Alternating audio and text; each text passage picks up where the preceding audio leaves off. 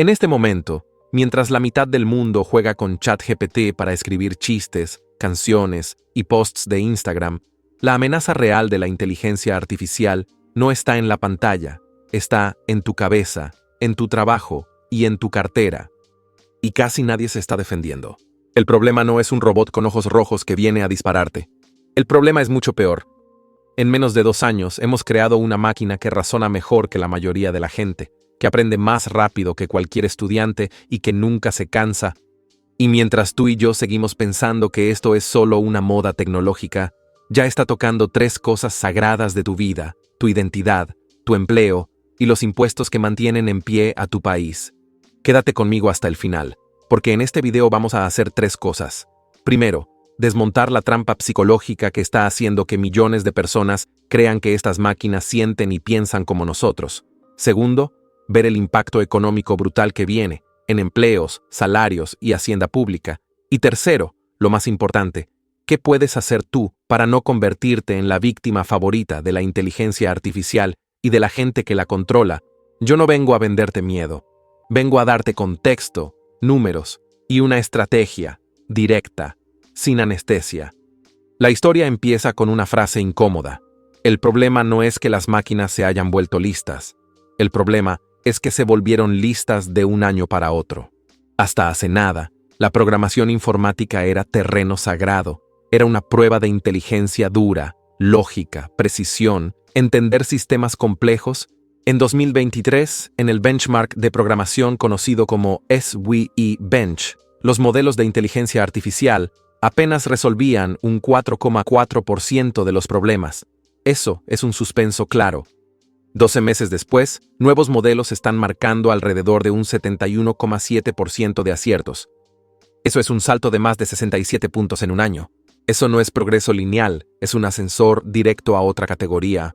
Y no es solo código. En conocimiento general pasa lo mismo. El examen MMLU mide cultura general, ciencia y humanidades a nivel experto. No es saber quién escribió una novela, es pasar de física a ética en segundos. Un humano no experto ronda un 34% de acierto.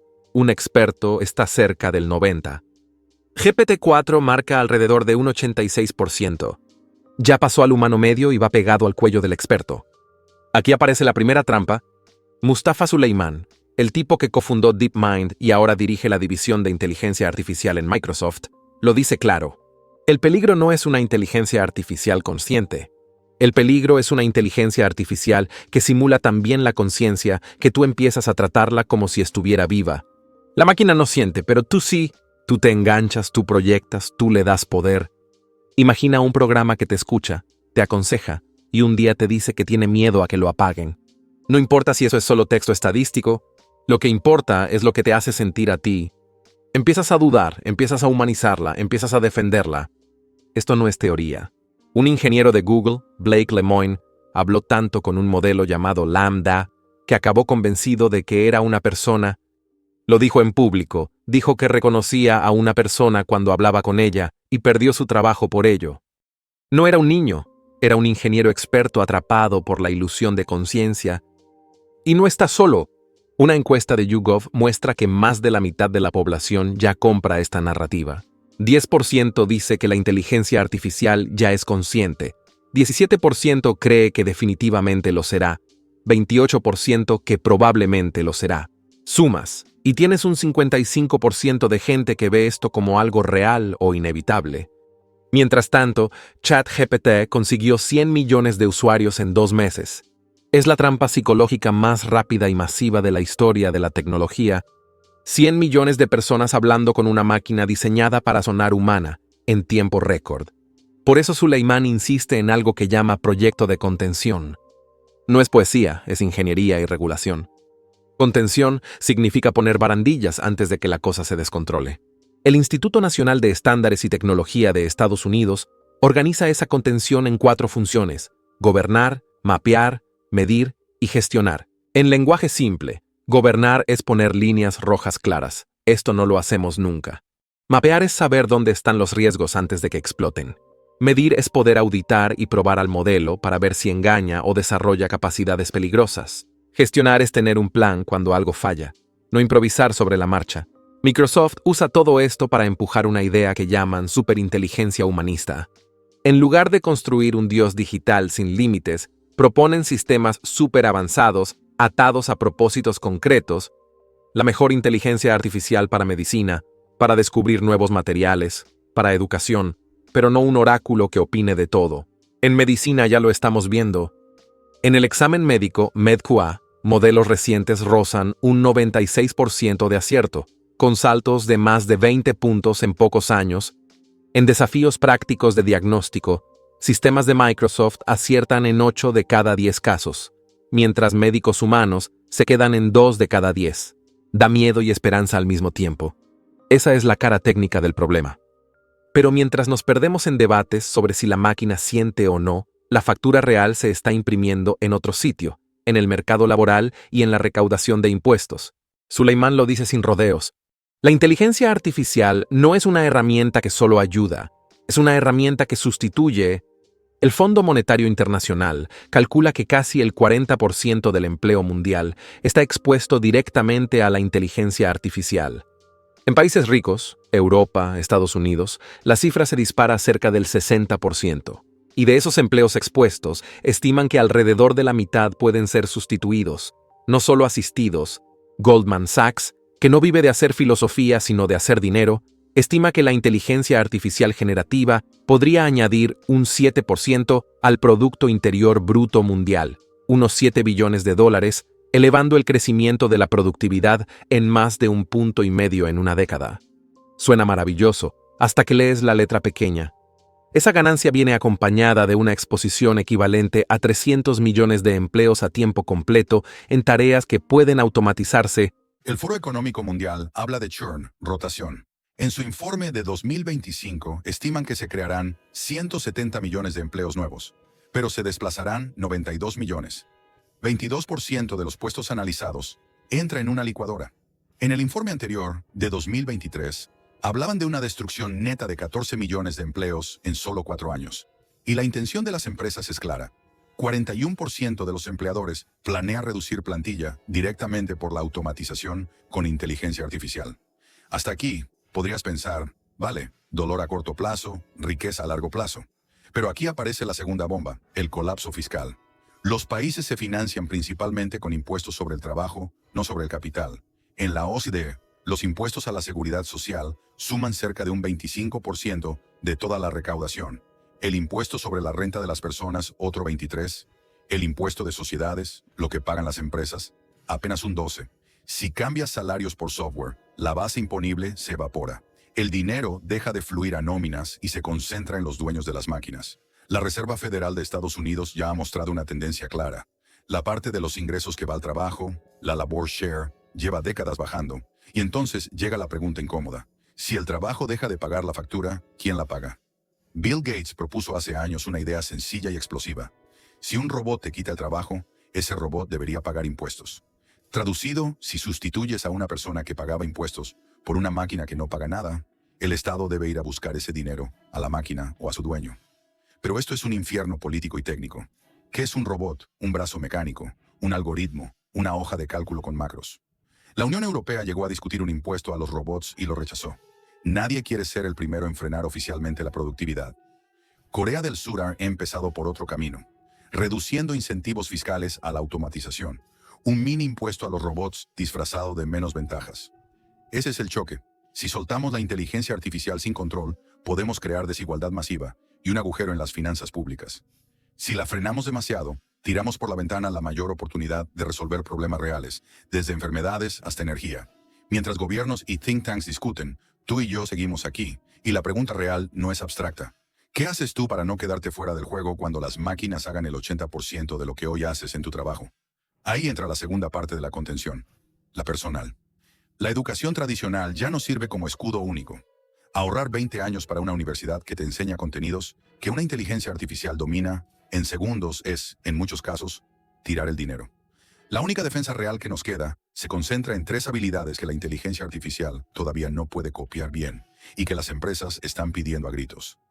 Primera, síntesis. No es memorizar datos, eso ya lo hace la máquina. Es conectar ideas que parecen no tener relación, ver el mapa completo, Traducir ruido en una decisión clara. Segunda, juicio y liderazgo. Saber qué delegar a la inteligencia artificial y qué no. Asumir la decisión final cuando el sistema te da 5 opciones igual de razonables. Responder tú, no esconderte detrás del modelo. Tercera, inteligencia social. Empatía, negociación, influencia, capacidad de hacer que un grupo de humanos avance en la misma dirección. El Foro Económico Mundial lo cuantifica. El pensamiento analítico es esencial para casi un 70% de las empresas. El liderazgo y la influencia social para más del 60%. El pensamiento creativo para más de la mitad. La empatía y la escucha activa para la mitad de las vacantes. La OCDE añade otra capa inquietante. En formación de adultos, la participación llega al 70%, entre quienes tienen alta alfabetización. Buena base. Entre quienes tienen baja alfabetización, se queda en el 26%. La brecha es de 45 puntos. Los que mejor preparados están son 2 veces y media más propensos a seguir formándose. Los que más lo necesitan son los que menos se reciclan. Dicho de otra forma, este nuevo mundo no solo separa a ricos y pobres, separa a quienes ya saben aprender de quienes nunca aprendieron a aprender. Y mientras todo esto ocurre en el mundo real, en el mundo financiero se cocina otra trampa. La burbuja de expectativas alrededor de la inteligencia artificial. Mientras el público general se entretiene probando filtros de inteligencia artificial en redes sociales, algunos de los inversores más extremos del planeta están apostando a que el sueño se convertirá en pesadilla. Michael Burry, el gestor que se hizo famoso por anticipar la crisis inmobiliaria de 2008 cuando todo Wall Street lo llamaba loco, acaba de hacer un movimiento que huele a alarma. Ha vaciado prácticamente toda su cartera de acciones de calidad, desde grandes tecnológicas hasta campeones industriales, y ha concentrado la mayoría de su apuesta en una sola dirección: la caída de 2 símbolos del boom de la inteligencia artificial, Nvidia y Palantir. ¿Cómo lo ha hecho? No se ha limitado a vender acciones. Ha comprado opciones put por valor nocional de más de $1.000 millones, una forma de apostar directamente a una caída fuerte en un plazo concreto. Si el precio se desploma, la ganancia es enorme. Si no pasa nada antes de la fecha de vencimiento, la prima se va a cero. Es una apuesta con el tiempo en contra. Solo la hace alguien que cree que el golpe está cerca. ¿Por qué podría tener sentido? Nvidia es un monstruo de beneficios. Es clave en centros de datos y modelos de inteligencia artificial. Ha pasado por un ciclo brutal de crecimiento y márgenes. El mercado lo sabe y por eso le ha dado múltiplos de 30, 40, 70 veces beneficios futuros en algunos momentos. Pero esa fiesta depende de 2 cosas: que el gasto en infraestructura de inteligencia artificial siga disparado y que la competencia no recorte márgenes. Si el crecimiento baja de triple dígito a doble dígito normal, si otros fabricantes y chips internos de las grandes tecnológicas ganan terreno, los inversores ya no pagarán esas múltiplos. Basta que la valoración baje de 35 veces a 20 para que el precio caiga a un 30 o un 40%, aunque el negocio siga siendo bueno. Con Palantir, el problema es distinto, pero el patrón es el mismo. Es una empresa con contratos potentes, software defensivo, narrativa de inteligencia artificial aplicada a gobiernos y corporaciones. Ha reescrito su historia alrededor de su plataforma de inteligencia artificial, y el mercado lo ha premiado con subidas del 170% y un múltiplo de más de 200 veces beneficios. Ese tipo de precio asume años de ejecución perfecta. Cualquier tropiezo, un contrato que se retrasa, un trimestre flojo, un giro en el presupuesto de defensa, puede comprimir el múltiplo a la mitad, y si el múltiplo se corta a la mitad, el precio también. Burry no está diciendo que Nvidia o Palantir sean negocios horribles. Está diciendo algo más simple y más peligroso. Cuando la narrativa se desconecta demasiado de la realidad, el ajuste suele ser rápido y doloroso. Y ahora mismo la narrativa de la inteligencia artificial está en máximos históricos, mientras la población general ni siquiera ha empezado a protegerse frente al impacto real en empleo, impuestos y desigualdad. Así que volvemos al principio. La amenaza real de la inteligencia artificial no es un robot malo del cine. Es una combinación de 3 fuerzas. Una trampa psicológica que te hace humanizar una máquina y darle más poder del que merece. Una revolución económica que puede disparar la productividad al mismo tiempo que destroza empleos y bases fiscales. Y una burbuja de expectativas financieras que puede dejar atrapados a millones de pequeños inversores que llegan tarde y salen tarde. Suena oscuro, pero hay una salida clara. Tu defensa no está en desconectarte ni en demonizar la tecnología. Está en cambiar de rol, de consumidor pasivo a dueño de tu aprendizaje y de tus decisiones, en construir 3 músculos: síntesis, juicio, inteligencia social, en usar la inteligencia artificial como herramienta y no como oráculo, en invertir con cabeza, diferenciando entre empresas con flujo de caja real y humo, con múltiplos imposibles. Si has llegado hasta aquí, ya haces algo que la mayoría no hace. Te sientas, escuchas, piensas, conectas puntos. Esa es la base de todo. La idea central es esta. La inteligencia artificial no viene a sustituir a todos. Viene a sustituir primero a quienes insisten en pensar y trabajar como si nada hubiera cambiado. La diferencia entre víctima y beneficiario se decide ahora, no en 5 años. Mi último consejo es simple. Deja de preguntarte si la inteligencia artificial va a destruirlo todo. Empieza a preguntarte qué parte de tu vida, de tu trabajo y de tus finanzas depende de tareas que una máquina ya hace mejor que tú. Y luego comprométete a construir el tipo de habilidades que ninguna máquina tiene de momento, y la disciplina para seguir aprendiéndolas. Si este análisis te ayudó a ver la inteligencia artificial de una forma más clara y menos mágica, suscríbete al canal y activa la campanita. Aquí no venimos a adorar a la tecnología ni a negarla. Venimos a entenderla y a usarla a nuestro favor.